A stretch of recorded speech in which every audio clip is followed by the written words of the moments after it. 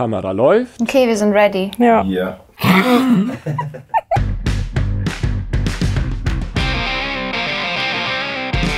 Hallo, ich bin Lisa. Und ich bin Tanita.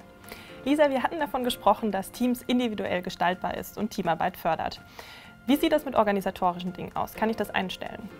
Ja, am besten schauen wir einfach mal gemeinsam in die Einstellungen rein. Wenn du hier oben auf dein eigenes Foto klickst, kannst du unterschiedliche Sachen einstellen.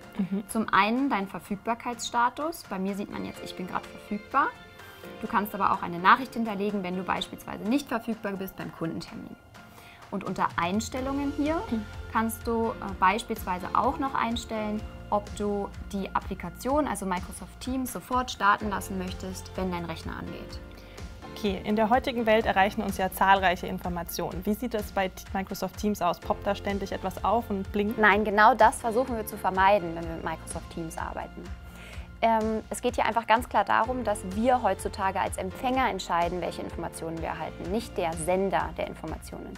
Und wir können das hier ganz einfach vornehmen, wenn wir unter den Benachrichtigungen die Einstellungen, also beispielsweise die Erwähnungen oder die Benachrichtigungen oder unter Sonstiges einstellen, welche Informationen uns erreichen sollen.